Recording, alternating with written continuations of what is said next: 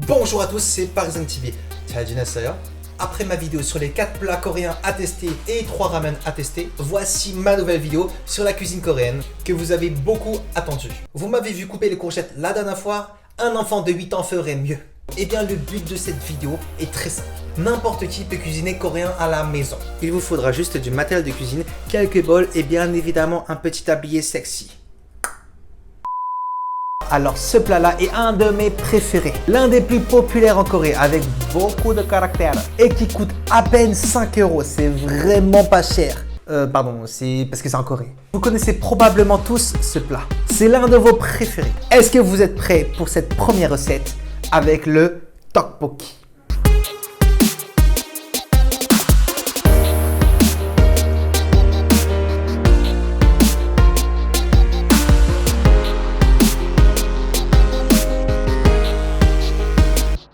Alors pour cuisiner, je vous conseille toujours d'avoir du kanjang, donc de la sauce soja, du gochujang, gochugaru, qui est de la poudre de chili s'il me semble bien.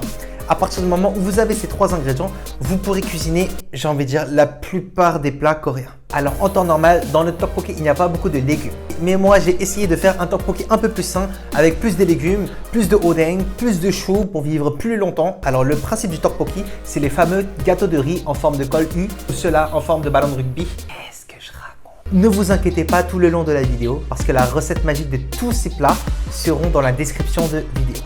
Alors tout d'abord, mettez un peu de kanjang dans de l'eau bouillante et du gochujang.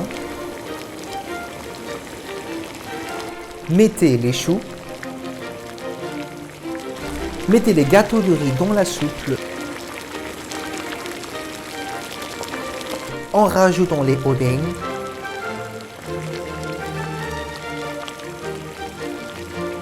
Et mettez un tout petit peu de sauce chili. Ah, petite remarque, il faut savoir qu'il y a beaucoup de variantes du tteokbokki. Il y a tout d'abord celle avec des ramen, donc le lakbokki à base de sauce soja, ou encore celui avec du fromage. Moi, j'ai décidé de rajouter des nouilles de ramen que j'ai fait cuire à côté. Mais bon, vous n'êtes pas du tout obligé. Alors, une fois les nouilles bien prêtes, mettez-les dans la soupe et mélangez le tout.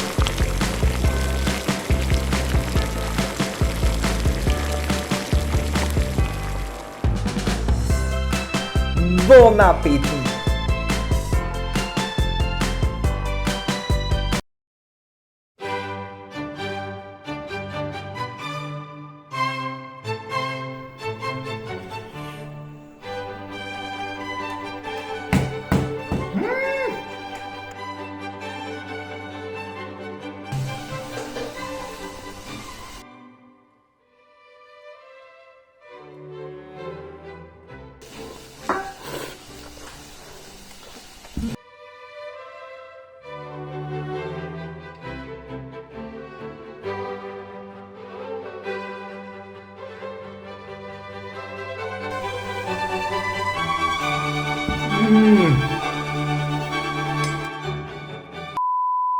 Après avoir bien mangé épicé, quoi de mieux qu'une recette coréenne qui se partage, qui se savoure à plusieurs, entre familles, entre amis, ou même tout seul comme moi qui suis un gros porc. Alors la dernière fois, je vous avais cuisiné entre guillemets, du hobakjeon.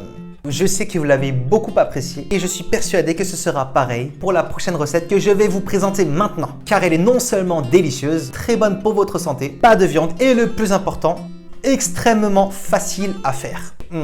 Je suis sûr. Voici la recette du 생선전 ou dit en anglais the white fish pancake. Alors il est important pour cette recette d'utiliser du poisson blanc parce que il faut. Alors moi en tout cas j'ai acheté du cabillaud à Picard, mais prenez un poisson si possible sans arête. Coupez le poisson comme cela.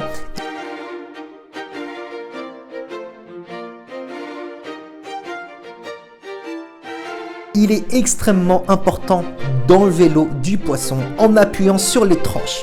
Vous faites cela pendant 1 minute, vous mettez un peu de sel et du poivre.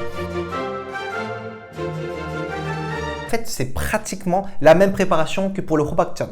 Mélangez le poisson dans la farine des 2 côtés et mettre dans le bol de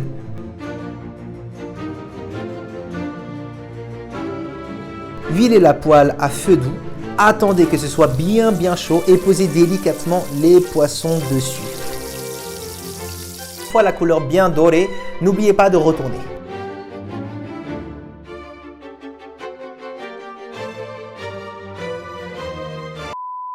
Et la dernière recette de crêpes, ça sera à base de...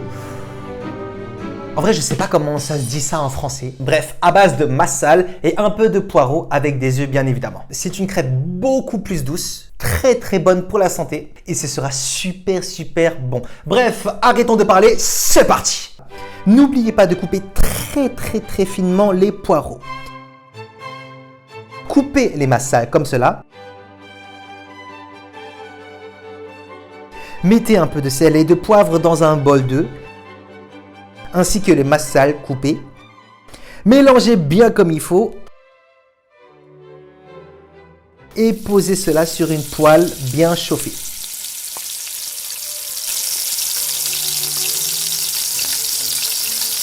Vous allez voir le massal là, il fond à l'intérieur de la bouche. Testez et dites-moi ce que vous en avez pensé en commentaire.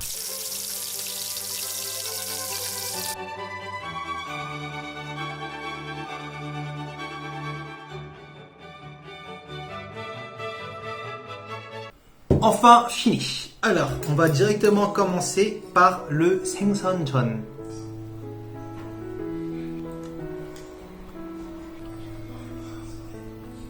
Bon, ça a un peu refroidi et pourtant, c'est super bon.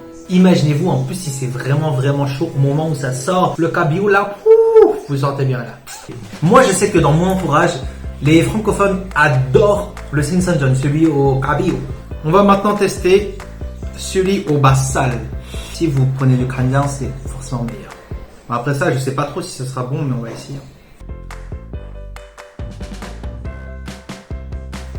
Super bon. Celui-là, c'est le meilleur. Non, franchement, cabillaud, désolé, tu es très bon aussi, mais ouais, c'est vraiment super bon. En plus, c'est bon pour la santé. On va vivre longtemps, hein. Alors bref, c'est tout pour cette vidéo. J'espère qu'elle vous a beaucoup plu. N'hésitez pas à m'envoyer vos stories et vos photos de vos plats. Partagez, likez, commentez la vidéo. Sur ce, je vous dis à très bientôt dans une prochaine vidéo. Tchuss!